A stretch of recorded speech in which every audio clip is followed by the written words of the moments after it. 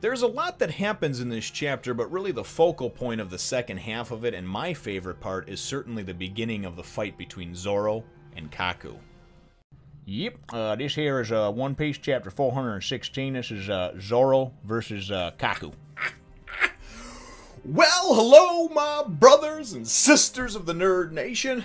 I, as always, am Jim, and I'm here to bring you another review on the awesome and action-packed one-on-one thriller-minute death-defying tale of One Piece. Sorry, I ran out of words there for a second. Gotta use your words.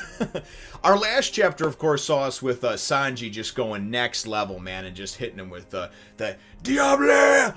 Jambe Flambe! The devil leg, basically, and just knocking Jabra the fuck out. I mean, just putting him down with a vengeance. And the neat thing was, it wasn't just like, I mean, yeah, he hit him with the final move, but I mean, he just pounded the shit out of this dude. So anyway, that's obviously where things left off, and things pick up right there. And he goes and he says, gods create the food.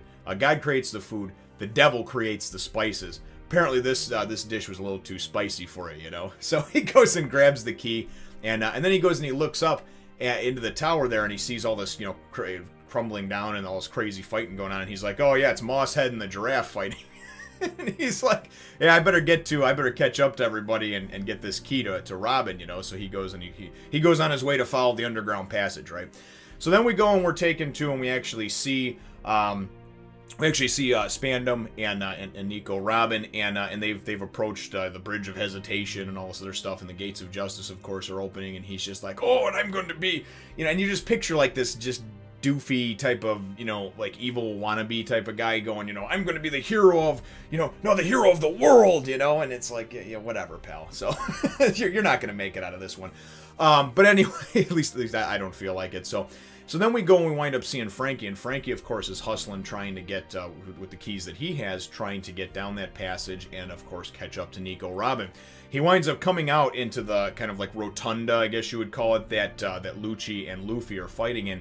And, you know, it looked like Luffy was landing some hits on Lucci before, but he's got this smirk on his face now and is standing in front of the door, and really just kind of looks like he's been toying with him, just been fucking with Luffy, you know what I mean? At this point, anyway. Up to this point, I think it's really just more he's just trying to kind of play with him and just sort of distract him, I guess, you know, keep him, buy more time, I guess you would say, for Spandam, you know, that's what it seems like.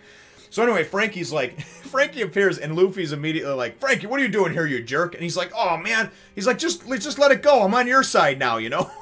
Quit hating on me. And I was thinking, oh yeah, I get that one. Anyway, so he goes and he says, "You know, do you need help with him? You're fighting Lucci." And Luffy says, "No, Robin's behind that door.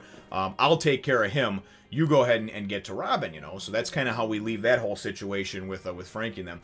And then we wind up going back to, oh, and we also get a little check-in with the warships. The warships that are headed for the Buster Call for Enies Lobby are 10 minutes out, it says. So we know that everything's kind of, we knew that there was impending doom, but we actually kind of got a little bit of a clock going now, right? So anyway, so then we go, and the rest of the chapter takes us and focuses solely on the fight between Zoro and Kaku, right? And Kaku, of course, is in his giraffe mode. And Zoro goes and starts pulling out some next level techniques too, some different moves that we have not seen as of yet. And but really, what winds up happening is the majority of this portion of the chapter is really him trying to go and break through Kaku's defenses, right, and being able to go and obviously find his weakness, you know. But we know that Zoro is a tough SOB as well. We know that he takes a lick and it keeps on ticking, man. Brother can bleed and bleed and bleed and still be cool, you know what I mean? So if he could find a way to whip your ass with his blood, he would do it. But anyway, so Zoro goes and starts coming at him with a couple of moves. And as I said, nothing's really getting through because he's able to actually go and block the majority of what he has. He winds up using this cool rising elevator sword technique where he goes up, and then he comes down and swipes at him and hits him too. He's not actually cutting through Kaku's body, though, so whether it's being dodged or blocked or whatever the case is, Kaku's not taking much of an effect from it. He winds up using like a mid-air, you know, he says we have blind spots when you're in mid-air, which is true, because if you're in mid-air, you don't have to just look in front and around you. You got to look below, above, everything else. It's more area to cover, and you only have 2 eyes to do so. But anyway, he winds up hitting him with this giraffe scythe, you know, and uses his neck and nails him, you know, and winds up hitting Zoro. Zoro comes back at him with some things and goes to hit him, you know, with some, you know, two-sword style, this and that. And he winds up actually going into, like, and creating, he goes iron body cube form or something, and he basically pulls himself into, like, this square cube, and a lot of it plays into the comical nature of the fact that Kaku has this square nose, and all throughout Water 7, you know, it was everybody was mistaking him for Usopp, right? And now that he's transformed into a giraffe, it's even funnier because his nose has still stayed square, you know? And he actually uses this nose pistol when he missed a couple chapters ago with it. The boulder that he hit into was a perfect square. So it's just kind of a play on that comical aspect of it. So he turns into this cube, right? And then he goes, there's like, remember, a giraffe has 4 legs. And he goes, Tempest Kick, you know, and whips his legs up. And Zoro's like, do you even want to fight? What the hell, man? You're just going to sit there like that? And he's like, oh, fight, I've already launched my attack. When it goes up, it must come down. So this rain of whatever that he does starts coming down, these hits or whatever from the Tempest Kick. And I'm not sure if it was the Tempest Kick that he flipped up and it's pieces of the ceiling that are coming down on him, or if it was kind of like Zoro with his 36-pound or 72-pound or 108-pound Phoenix, where he's actually like firing like a wave of energy from his swords. I'm assuming that it's more like waves and ripples of like energy from the strength of his legs from these Tempest Kicks, and that they go and bounce off the ceiling and then they come raining down on Zoro. Because Zoro is at first, he's trying to block him, he's trying to dodge him, he can't, you know, and you see him getting sliced up and everything else. So then, what I really like about it though is Zoro, man, leave it to Zoro to go in, and Sanji does the same shit too, you know, talking shit in the middle of a battle, and I love this, right? So Zoro goes and he's just like, listen, I gotta get this, I'm done with this, I gotta get this key and get on with the way, I'm not gonna lose to a horse, you know? And he's like, a horse? I'm clearly a giraffe. And he's like, oh, no, you look a little bit horsey to me. And he's like, no, I am not. And he's like, horsey, horsey, horsey, here, horsey. And what I just like about that is he's just trying to egg him on and antagonize him, you know? These two are very evenly matched for the most part, at least at this point.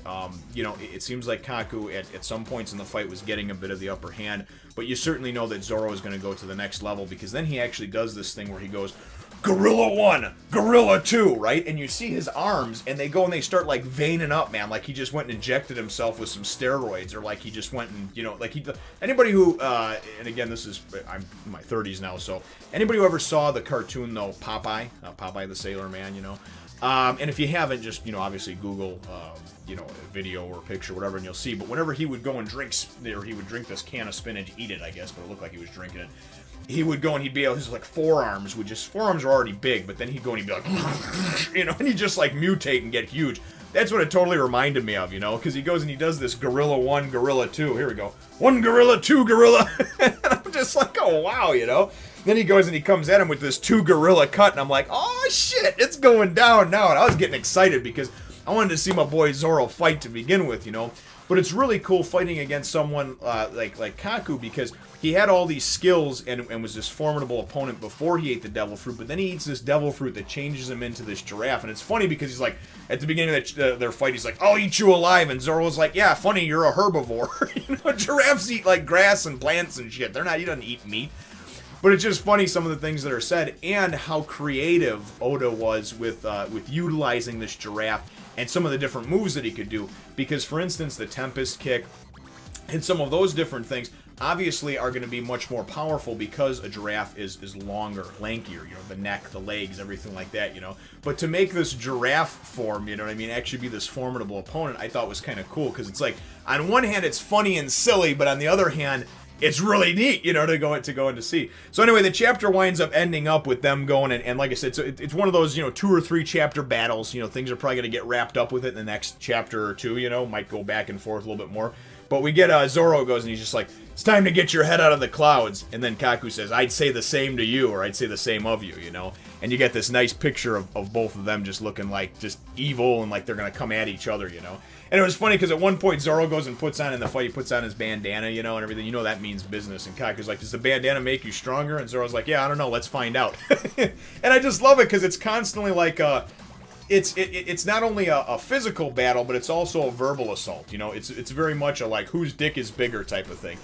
But I think it's funny, you know what I mean? I just think it's funny how he goes and he lays it out and how they're going and taking these jabs at each other while they're having this fight.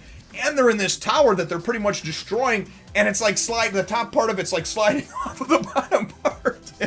I just wonder how this is all going to wind up coming to its conclusion. So, very, very cool chapter. That's how the chapter ends off over here.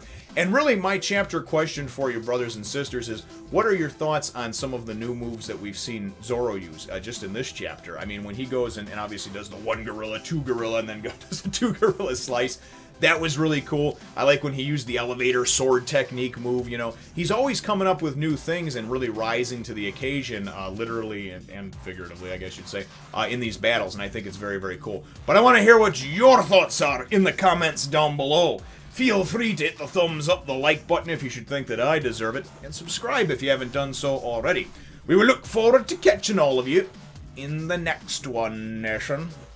Yep, so remember to follow me on my other channels as well as Facebook and Twitter. Yep.